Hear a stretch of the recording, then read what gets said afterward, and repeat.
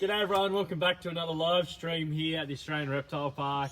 I hope you're having a good day at home. I know most of you are stuck home, but I hope these little videos that we bring home to you guys lifts up your day a little bit. And you know what? If anything sums up a bad COVID lockdown haircut, it's this thing next to me. What is doing there?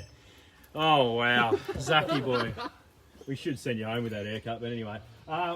I hope you enjoyed today's video. We're going to make things a little bit more exciting than the last few weeks. Well, hopefully anyway. We're going to be giving him a fairly large chunk of food, and we're going to play a little bit of tug-of-war with our big giant crocodile Elvis. Now, of course, we are in the croc exhibit. I've got Jake the snake over there moving the crocodile around a little bit. Basically, he'll move him around a couple of times. We'll give him the first little bit of food. If you stick your cameras down there, that way, you can see the big lump of food that we're going to throw to Elvis today. And we'll probably play a little bit of tug-of-war. Hopefully he'll do a couple of head shakes and then rip off a part of that food. So a little bit different the last few weeks. We have tried to keep it different for you guys because I know we are doing a lot of croc shows. So hopefully you enjoy this as much as we're about to, that's for sure. Hopefully the feed goes a lot better than Zach's haircut. Terrible. Anyway, yes, there it is in all its glory. Now, my name's Dan. I've obviously introduced you to Zach through his haircut, but also got Jake over there, and he'll be doing most of the feeding today. So we're very lucky. We spend every single one of our days looking after Elvis the croc, and we've been lucky to have Elvis here for over 10 years. He's a beautiful, beautiful animal. There's no doubt about it. He's famous not just here in Australia, but right around the world, and because he's done some things that remind you of how potentially dangerous a crocodile can be. It was about, I don't know, maybe 2 years ago, Jake was scooping in the bottom of the pool, getting out some leaves. Elvis swung around, grabbed the pool scoop, ripped it out of his hands and started to thrash it from side to side. It's a pretty good reminder of what Elvis may do to you if he went past the food and grabbed you instead. So it's a real good reminder that as much as we love Elvis, this is his home, this is his territory, and he would love nothing more than miss the little bit of meat on the end of the stick and grab the big giant turkey in the Reptile Park uniform. And today, that big giant turkey is one of our amazing keepers, Jack Menny. Now, Jake's going to bring the crocodile over. He's got a nice bit of food for him. And you can see Jake is vigorously tapping away with his stick there, sending out vibrations through the water, signaling to the crocodile where he wants him to be so he can come out and grab the food. So what you'll see Elvis do now is he'll bring those front legs forward. Head has a little look. And then, hopefully, come and grab the food. Oh, and that was it. That was quick. Almost didn't see it. There we go. Getting nice and close. He'll lift his head. Oh, he'll lift his head up. Open that backwards facing tongue, that palatal valve, and swallow the food straight down the hatch. Now, isn't he the most beautiful crocodile you would ever see? I know it sounds funny calling a crocodile beautiful, but he is. He's easily the best looking crocodile on the planet. There's no doubt about it. Now, Elvis himself is approximately 4.5 meters long and weighs around 450 kilos. It's hard to get an appreciation of how big he is when he's under the water like that, because the water does refract their size to a degree, that refracts the image a bit. So you lose about 30%. But when he's up and out of the water, you do get a great appreciation for exactly how big he is. Now, I want to show you something. I'm going to park the camera here. Jake, I'll get you to keep tapping behind me. And I want you to watch a crocodile move through the water. Wow. Not often you get footage like that. Legs tucked in, back legs working a bit. But obviously that forward movement comes from that tail, and you can see the tail moving backwards from side to side. So we're coming around the bend again. Have another close look.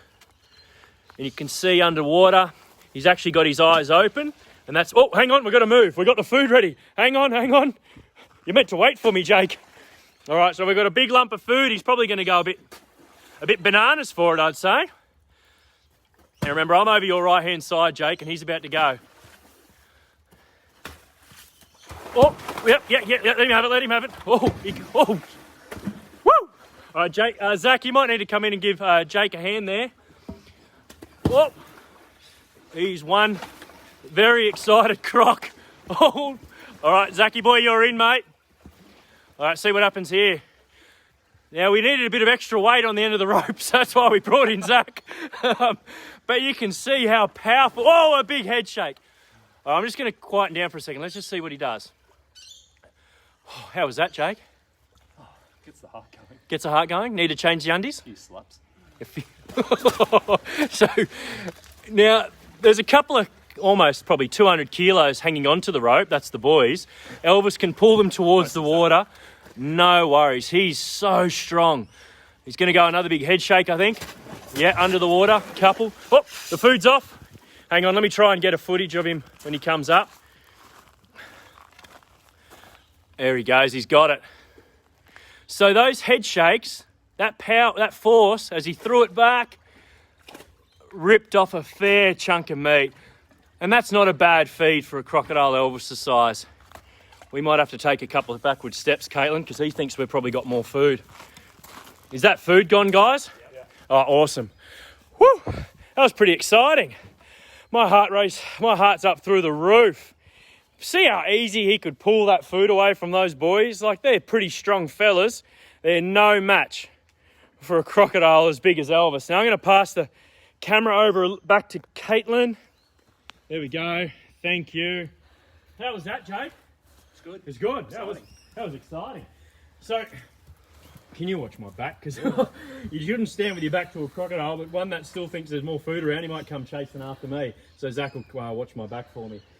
So when he threw the food in at the water's edge, you saw the croc strike out to the side, and you heard a couple of slaps, and then he continued to keep coming. Jake kept throwing the food to him, and then eventually grabbed it. Now they've got, particularly Elvis, he's got great teeth. They've got 64 to 72 cone-shaped teeth, so bullet-shaped teeth. They pierce that skin or the flesh, and then as he started to move his head from side to side, he literally ripped it apart. So the force from the boys and the force from the crocodile ripped the meat out, and he got a fairly substantial amount of food, which is great. It's really good enrichment for the crocodile because he's showing some naturalistic or innate behaviours. So we're mixing things up for him, which obviously stimulates his brain quite a bit. Now, whilst crocodiles do have a fairly small brain, it's only about the size of your thumb, it's still good to be able to encourage him to display those naturalistic behaviours like we just saw. He is such a strong, powerful animal, and to see it up that close is just one of the coolest things that we can do here. We get to do here, at the Reptile Park, and I'm lucky to be able to share those experiences with some of my good mates as well. All right, I think I don't know what I'm going with crocodiles, so we might just throw it to some question, guys, because we're all trying to recover from that. Going to need a few tins after that this afternoon, I think. What's your favourite thing to feed out to Elvis? Oh, favourite food? Probably like a big fish or something. You know, he plays around with it a little bit. Once a year, we usually give him a really large bit of cow, a big carcass feed, and that's always really exciting. It's always a bit nerve-wracking because you never know how much food he's going to grab. But that'd probably be a couple of my favourites. What happens when you feed him something really big? Really big? So if you think of his stomach, it's about the size of a basketball, you know. Could hold about 20 or 30 kilos of food, probably more than that to be fair. So if you had a really large food item, he's obviously going to hang on to it. But what he will do is he'll start to death roll or thrash his head from side to side, and then he will rip off a fair amount of food that he can fit inside of his stomach. And that's the same in the wild. So you can imagine if they took down something as big as a water buffalo, they're not going to eat the whole water buffalo. They're going to eat a small percentage of that, and then other animals in the environment are going to come and feed as well. So basically, he'll eat what he can fit inside of his guts, and then he doesn't have to eat for a substantial amount of time post that. In fact, really, that food that we gave Elvis then will probably sustain him at least for a couple of weeks. But we'll keep feeding him for you guys every Wednesday on the live streams, I promise. Why do they do death rolls? Death rolls, so you could have a couple of different reasons. So sometimes if they're rolling to tear away meat, but also too, if you're taking down a really large animal and you want to make them become unbalanced, or a death roll and then pulling them into the water. Because what the croc's trying to do is make that animal drown quite quickly, really. So the bottom of that pond is around 1.7 metres deep. So Elvis pulling it down to the bottom, hanging on there, and say that was a really large mammal, waits for the animal to drown, come back up, thrash the head from side to side, and that's how they'll get their food. There's a really cool video online, I know I was bringing up my online videos, of a little alligator over in the States doing heaps of death rolls on a bit of fish over in Florida somewhere. Really cool video, check that out. What's the biggest croc you've ever seen? Biggest croc in the wild? Yeah. Is this big male croc at Proserpine. He's probably one of the biggest ones I've seen. I've seen a couple of really big crocs in the Northern Territory too. And now you're talking about animals that are plus 5 metres. That is massive. A 5 metre crocodile, like he's huge already, but a 5 metre crocodile might weigh 650 kilos. So that's a couple of hundred kilos heavier than Elvis. So the largest croc ever recorded was over 6 metres long and probably weighed around 1,000 kilos. So twice as heavy as Elvis. Now, he's a big croc, but just goes to show how large these animals can grow. Do you know how old he is? Yeah, we do celebrate his birthday every year. I think this year was big number 55. He's looking good for 55. 54, 55, something around there anyway. Caitlin will give me the nod. Yeah, 54? 54, beautiful. So, but he is a wild caught crocodile. Now, typically wild caught crocodiles, they don't arrive with a birth certificate or anything like that, but we can guess he's that old really from his size. He's been here for a long time. He hasn't grown that much, but also too, because he's just so bloody handsome. How long can Elvis hold his breath for? Yeah, great question. Long time. So typically he'll sit under the water for about 15 minutes.